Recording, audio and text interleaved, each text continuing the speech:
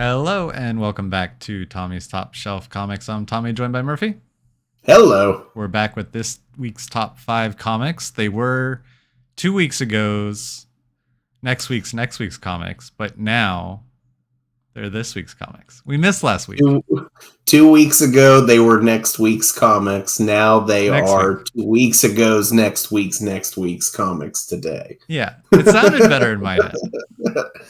I mean, when we miss a week, it gets a little messed up. 2 weeks ago's next week's comics are now last week's comics, and that week's comics, next week's comics, are this week's comics. That one. There we go. We got there. We got there. So we missed a week, though. Sorry about that. We're back on track. Work got really busy. Yeah, everything was really busy last week too. So we're back though with last week's comics. Absolutely. I don't do it as well. This week's top 5, starting with our number 5, Catwoman, Night Terrors, number 1. Now, are we doing a science experiment to make this our thumbnail to see if we get more views? Yes. Is it our top? Is it in our top 5? Yes, it's our number 5. So this one though is called Catwoman's Nightmarish Road to Redemption. So forgive me, sister, for I have sinned. I murdered Valmont, the man I love, in order to save the man I loved, Batman, who will never forgive me for breaking his one rule. But please forgive me, Sister Zero, for this nightmare realm you've put me in as a penance, from which I can't seem to wake up. Is my Catholic guilt come to life in the form of your rotting disciples taking my soul? Sister Maggie, if you're still somewhere in there, forgive me and let me save us in the nightmare realm in order to save us in real life. That is, unless we should die before we wake. That was a real road. Dude, these ones, I actually like Night Terrors. Yeah, like it is pretty cool. I'm not able to pick up all of them. Like, honestly, like, they've really gone above and beyond with how many books are tied into this event. It's a lot. Like, I mean, people look at the first week. Yeah, it is. It's Future State over again. Like, they're replacing the normal titles, and it's just a lot. But like, I've read the main book, the Night Terrors book, Joker, Batman, and they've been good. The Joker one was super good. Like, I enjoyed it so much. So it's interesting, just like, I mean, with it being just these nightmare scenarios, it's like even the villains aren't like, they're not heroes or villains in anything. It's just all a bad time, right? Like, for every character. And I bet Catwoman's got some, I mean, she's always in the gray category anyways. Yeah, and I'm sure she's got some nightmares for us to watch. But dude, did you see this is listed on Night Terrors as issue 17 of 47. That's how many issues tied into Night Terrors. I believe it. And that's been 3 weeks. 17 issues. There's an issue of this. There's a second issue. At least 17 issues. Like, there are probably more. But in 2 weeks, that's how many issues have come out for this event. Which is crazy. Like, that's a lot. I can't do it. But I will. I will read it as it comes out on the app. Oh, absolutely. Moving on to our number 4. We got Scrapper, number 1. An Image comic number 1. Mini-series premiere. Game design genius Cliff Bleszinski of Gears of War and Fortnite makes his comics debut with critically acclaimed writer Alex DeCampi, Dracula Motherfucker, and Parasocial, and fan favorite artist Sandy Jarrell from Bombshells and Links. Blade Runner style action mixes with big emotions as stray dog Scrapper and his buddy tank fight for justice against the totalitarian forces of a post-apocalyptic doomed city. But when the fight comes to his home, Scrapper will face losing what's most important to him and gain a terrifying truth in the process. Don't worry, Mom, the dog doesn't die. I'm very glad that they clarified that. That's important. Like, do we think that, like, no dogs die, though? Like, Right. it is an image It does book. say the dog. Yeah. Like, Scrapper might not. Tank might not. But, like... Maybe some of those pigeons in the background. Right. Or, like, the mouse. But, dude, I mean, we've talked about it every time an image comes up, obviously. Image ones, like, I'll always pull them. But then also, I mean, you say it's Blade Runner style. I mean, look at the bottom part. Yeah. That's yeah, like it's a post-apocalypse with basically, what are there, stray dogs and people? Because it looks like they're stray dogs and people. Mm-hmm. Just like it seems like a very image, story. Oh, absolutely. That I'm definitely excited for. Yeah, it's a mini I like too, so you're not I like the one. hall. Right. I like the cover C. It looks like a Batman cover. Yeah, on the gargoyle. Yeah, where he's just standing straight up. Also, I love dogs named Tank. I don't know why. Yeah, that's a soft spot. But we'll move on. Well, moving on to our number 3, though, for this week is going to be Nocterra Nemesis Special number 1. So as Sundog Convoy fights to prevent the end of everything, a ferryman is shown the beautiful, terrifying origin of light and darkness across all of space and time. This special one-shot will lead directly into the stunning conclusion of the No Breaks storyline. So, what I gotta say is, like, these one-shots they're doing for Nocterra are so good. They really are. They're turning points. They really, story. Yeah.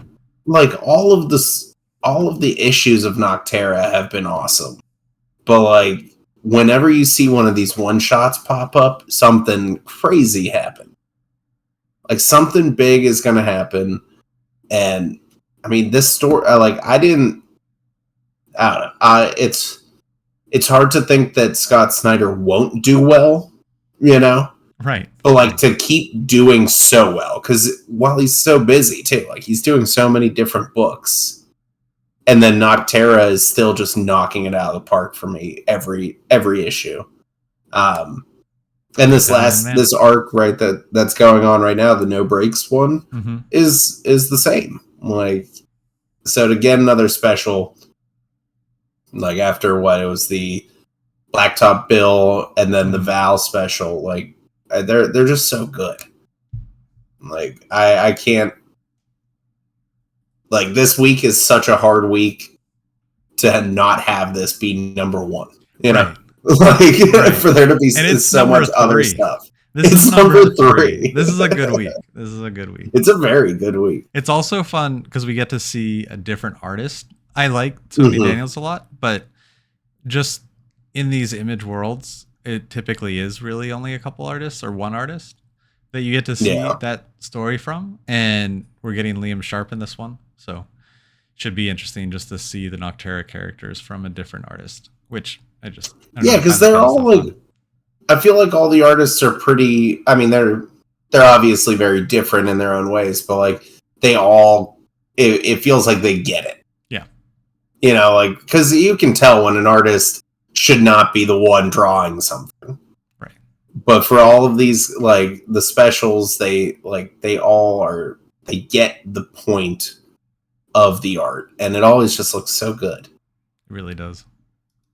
And this, again, this No Breaks arc has been awesome. So I'm excited to see where this takes it, because every time one of these pops up, it just turns the main story into something crazier. So technically, this is also an image number 1. I guess that would also be an image number 1. And we really got to get a soundboard. Speaking of image number 1s, big game number 1 miniseries premiere. The comics event of the summer is here. Okay, this is so top secret we can't even show you the main cover because it spoils something massive. Just trust us when we say that this is going to be the comic book event of 2023, and it's not what you're expecting. Does the crossover really go that wide? Yes, it does. Big Game pulls together Kick-Ass, Kingsman, Nemesis, the Magic Order, and all the Miller World franchises in one special event. This must be ordered like crazy. Dude, this is gonna be badass. Like, Cool. I loved Nemesis coming back. The new run was awesome, and it sets up directly into this. Mm-hmm. Pretty much the last couple pages just set right up into Big Game. But dude, like, this is just it's kind of funny to see. Like, I knew everything that Mark Miller was like about, but like now to really put it into perspective, like, look at all those names that are going to be in this event. Yeah. That's a lot. Yeah. Like, and this cover, I mean, they're saying that's not the cover. You know? I think it was shown later after the synopsis. You think so? Yeah. I think this is probably the cover. Because it's coming out in like a day. But I don't know, because there's a top secret C cover. Yeah. But dude, this is gonna be crazy. Like, there's gonna be 5 issues. Also, Kick-Ass is back. Yeah. Speaking of the Jay Lee Kick-Ass cover. Oh yeah, look at that. Yeah.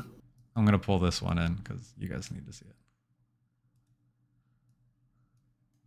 Dude, it's gonna be. They have a San Diego Comic-Con exclusive. Oh yeah, that's happening right now. Look at that! It's so good. Yeah, that's a great cover. Hit Girl in the background too. Like, it's gonna be crazy. Like, this event. I mean, I guess it's an event, but we're not getting. I don't think we're getting like tie-in issues. Probably we're just gonna get just the series. Yeah. But like, there's so many characters. Like, so many good characters. It's pretty cool. And especially after, well, I do hope to see some Jimenez art, because I mean, I don't think I will, but yeah, I don't know. It doesn't seem like it right now, but I mean, his art for Nemesis was so good. So we'll see, but dude, this is gonna be sweet. Yeah. Look at him just holding Kick-Ass's mask. Not to be outdone, though, because we still have our number 1 for this week. Radiant Black 20. Dude, Image killing it this week. That's 4 Image books. Part 1 of the Catalyst War. So this one is new story arc. The Radiants were stolen. An empire vaster than space has come to claim them. The end of the world is here. The Catalyst War begins. And amidst the chaos, Nathan and Marshall will make the biggest decision of their lives. Who will be Radiant Black? This is what the whole Radiant universe has been building towards. Yeah. Like, forget about tying all the supermassive and all that stuff together. Like, this is what Radiant Black has been building to. Is like, I almost feel like it's like when I read Invincible, and like, you get to like the Viltrumite stuff. Like, when it actually leaves, it stops being down to earth, and it starts being a huge intergalactic story. I feel like that's what we're about to get. And also, we're dealing with Tommy and I were talking about it, the vote for who's going to be the Radiant Black. Like, this is what we've been waiting for. This whole story. There are not many covers, though. What is that? Oh, it's a connecting one. Yeah, yeah. Oh, that's pretty cool. They connect together. The eye is reversed too. Yeah, so it's basically a mirror. Yep. Well, except the B. Right. But no, I'm just so excited. Everything about this book, this is, I would say, like, outside of Spider-Man, obviously, this has to be my favorite book that I'm reading. Yeah, I think it might be my favorite book. Yeah, I mean, I just think it is the most, like, it is so true to a superhero story while also being not. It's new. It's fresh. It's it's not your normal superhero story, but it's still so true to everything that we like about superhero stories. Right. And I mean, for now, it to come down to, I mean, the world's being invaded and they don't even know who's going to have the power. Like everything is coming together for this story, and especially right off the heels of Supermassive. Oh yeah, like, who could show up in this at this point? Now that they've done that event, they could could pop anybody from this universe into it. Like, I think it's going to be awesome, and I can't wait for. I wonder how many parts it is. It's at least goes to issue 28. I am hoping it's not a crossover event, though. I will say. Think so. Like, I don't. Unless it's like another Radiant book, I don't want to turn. Oh, okay. Well, like, I don't want them to do the. What if they had a Radiant Yellow and then that's cool. Like, Radiant stuff, fine. I just don't want them to start going down the Marvel, sure. DC event path where it's like, okay, well, it's a Catalyst War, so you got to read, what happens in this city with the Dead Lucky or this city with Rogue Sun. Like, I don't want that. I'd like it to just stay in the Radiant family. I mean, that's what I like. But unfortunately, I would do it. And the only reason I'm starting to think that is because the next issue does not say part 2. Like, this 25's cover says part 1. Yeah. The next one does not say part 2. Right. So if it starts being like, oh, next issue of Radiant Black is part 4, I'm going to be like, you got me. No, 26 doesn't say anything. 27 doesn't say anything. 28, it just says the Catalyst War. Yeah, so I'm just hoping. Yeah. But if they did do that, I'd read it. Yep, absolutely. All right. Anything else before we wrap this up? One small thing. Mm-hmm. I've got a complaint. Okay. And this isn't even comics related. Sure. This is general nerddom. Yeah. General nerddom. Why are spoilers so bad now? It depends on what the spoiler is. Dude, the new episode of Secret Invasion, I started it, and with Marvel shows and movies, like, oh, I see. I've kind of taken like a step back in how much I like really, like actively watch them. Uh-huh. But like, I started watching Secret Invasion, and episode 4 came out, and within a day, 2 huge reveals were just on the internet. It was like thumbnails on the internet. Like, I bet if you looked up Secret Invasion, like if you Googled Secret Invasion episode 4 right now, you're going to get spoilers with no warning. Like, they just, it was ridiculous to me. And I'm starting to wonder, it's like, why? Like, why are we as fan bases doing that these days? That's my complaint. That's just my one thing. Okay. Oh. Now, okay. Right? Fair. All right. Right? Like, right. Okay. It's like, are we at that point? Yeah. Oh, we've been there. I think so. I mean, I didn't get any of, like, Guardians 3. I didn't watch for 2 months. And I never got anything spoiled for me. I wonder if it's the difference of movie. I wonder if it's the difference of movie and movie versus streaming. TV show. Because on TV shows, you can watch on your computer and then just take a screenshot, which is much easier. Yeah, that's fair. I mean, what do you guys think? Put in the comments below. Do you like spoilers? Are spoilers too much? No, in reality, no. I complain about it, and I took this time to get on my soapbox and be upset about it. But like, I don't care. In the long run, with these movies and shows, like, Do I know somebody's going to be a Skrull? Yes. Yeah. Like, I knew it was going to happen. Yeah. But, like, and does it make me not want to watch it? No. It doesn't change anything. But it's like, now you know. Man, I thought we at least gave each other on TV shows till, like, next week. You know, like, till like, the next episode's out. Then it's like, yeah, it's been a week. Like, what are you talking about? You know? Sure, you can't be, like, 4 episodes behind on a TV show and be like, oh, don't. See, like, that's where I think that's why it doesn't bother me, because that's where I'm already at. Yeah. Where it's I'm so far behind on everything that, like, if I get spoiled by something, I'm like, okay, I'll probably. Well, so that's the thing too, is like, I generally don't care, like, either way, like, but it's like it was a day. Yeah. It was one day, and then all of a sudden the internet's just blown up. Like, I can't look on, like, I can't even just surf on the internet for 10 seconds without, like... Not when it's Disney. Well, not when it's Disney. Yeah, I guess so. It's just the mass appeal of it, and... I mean, I don't know. That's my one thing for the week. It upset me.